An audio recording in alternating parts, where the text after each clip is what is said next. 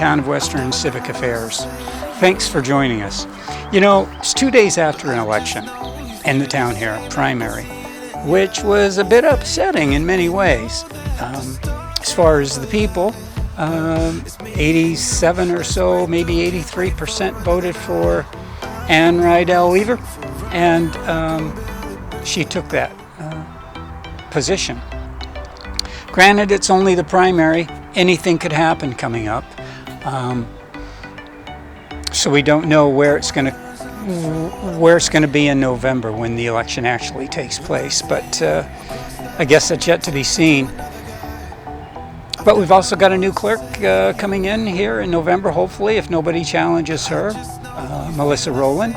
And in speaking with her at the meet and greet a month or so ago, that was an interesting conversation, very positive. So I think the town needs that.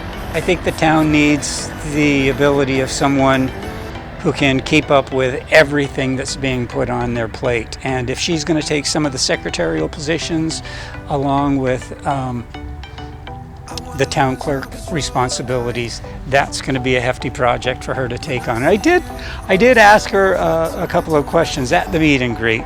One of those questions being, is the transition going to be fairly easy? Do you know what that transition process is? And are you going to be able to make that happen relatively quickly?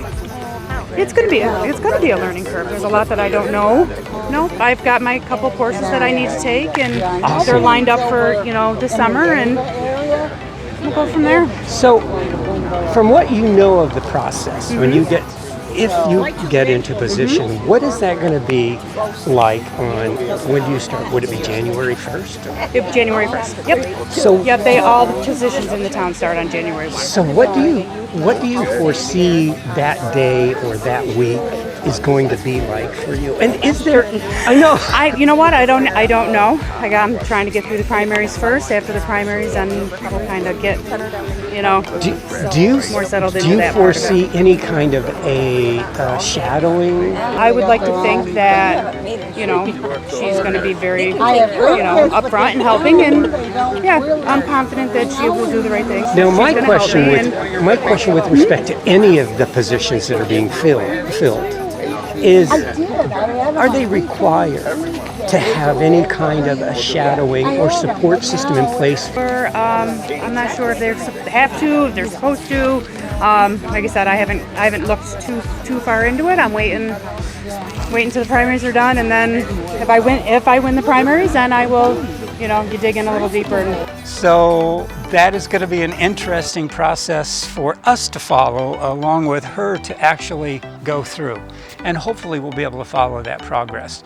I've always been interested in how those kinds of reins are handed off to someone else in an election like this, where someone without specific town experience as a clerk comes into the position. That's yet to be seen, and we'll learn more about that as we go through the process.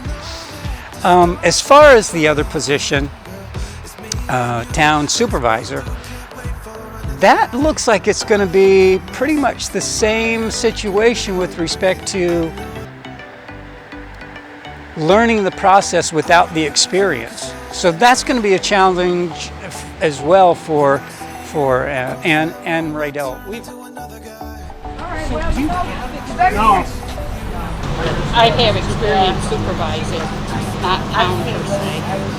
So, again, we would like to follow that process along if we can, just so the people understand how that transfer of responsibility takes place.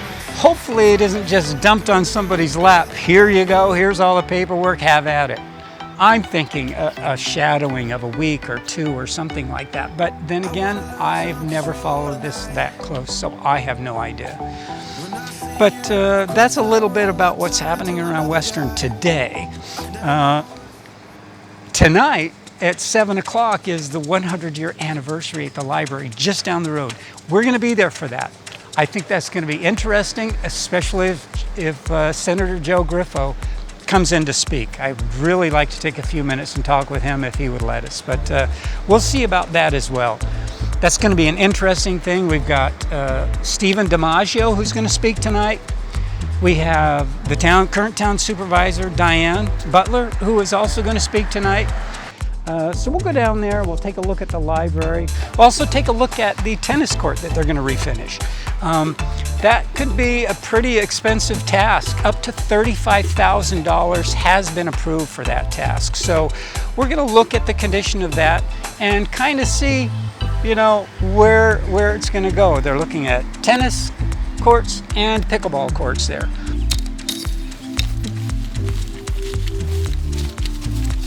So we're at the town library and they're gearing up for tonight's 100-year celebration. They've got the balloons on the front door. They've got, I'm sure, lots of people working in there, probably 4 or 5, taking care of things, making sure everything's ready. I'm sure they know now whether or not Mr. Griffo is going to show. I might go in and ask, but no, I don't know. We'll see. I don't want to bother them. I'm sure they've got a lot to do. We're going to run over now. We're going to take a quick look at the tennis courts and see what kind of condition they're in, and then we're going to kind of go back and look at the video and the meeting of what they're going to be doing and see how that $35,000 is going to pan out for the refinishing of that blacktop in there, if it's something that's going to last quite a while, or if it's going to need more than just a resurfacing is what they're going to be doing.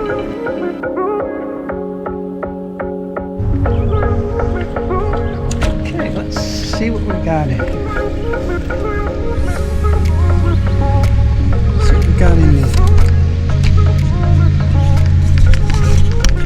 So all of these posts right along here, all of these posts have been replaced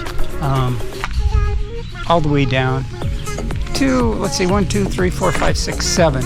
This is awesome. This really looks good. But I was looking more at what's going on with the court itself. And if you look at some of these areas, you can see some waviness in this blacktop. So it's kind of low in spots. I don't know if we can catch that with the camera. If I were to lay it down, kind of look around, I'm just trying to see if you can catch the low spots. Because from back here, if you get down and look, you can see some low spots in the material.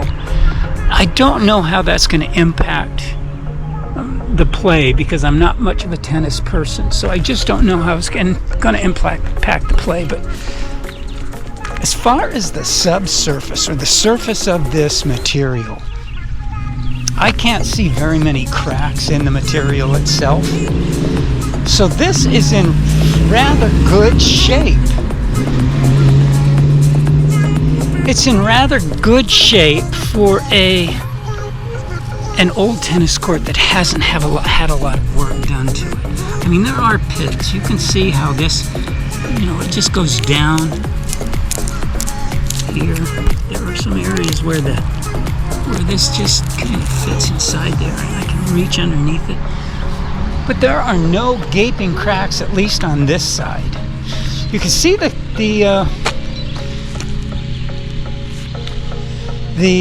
nets that came from Lee Town Park. That's awesome. That's really good that they were able to give those to us. And I did go down to Lee and look at their nets, and they're beautiful and they're just awesome. Here's a large crack. This is one that could be an issue, and it does go off the other side as well. So it comes right down. That's probably a 15 to 20 foot crack. That could be an issue for the disruption of this area, but it's probably settling down because it was excavated out to put in this area that holds the posts up. And when these are stressed and moved over, it pushes that concrete down into the ground a little bit, and so we get kind of movement of the subsoil there. The crack ends here, so it's a good 20-foot crack. But that can be sealed. I don't think that's an issue, as long as they get to it soon. Because the more water goes in there, what happens in winter, of course, is the water melts, it runs down in there, and then it freezes, pushes it apart further, and then it melts again, and more water goes in and pushes it further. That can move it. That kind of pressure, freeze thaw pressure, will lift your house up. So imagine what it does to just that.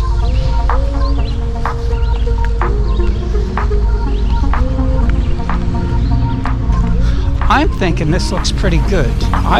There's a crack here where the seam is when they laid the blacktop. You can see that. That's another crack, but that's not, granted it needs to get taken care of pretty quick here. That's a seam crack, and you're going to get those. There's nothing you can do with those other than putting crack fill in there, and that's just the nature of expansion and contraction.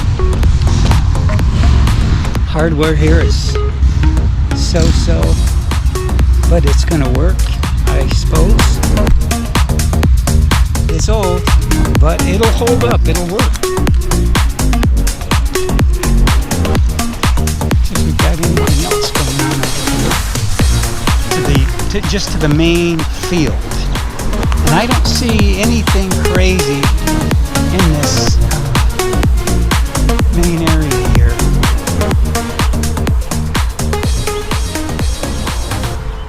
It looks pretty good. I'm impressed. I am impressed. For the life of me, I can't see that it needs $35,000. This is a low spot. This is definitely going to be an issue because water will continue to pile up here, seep through, fill in this seam, which it looks like may have been a seam that was a blacktop seam. See, this is low here. I don't know. Do you cut it out? Because if you cut it out and replace it, you're just going to have issues down the road, in my opinion. I haven't worked on roads, but I've done some work with blacktop. So, okay, so it looks pretty good. I'm impressed. I think this is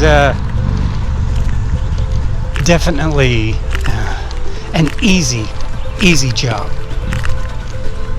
It's awesome. This is great.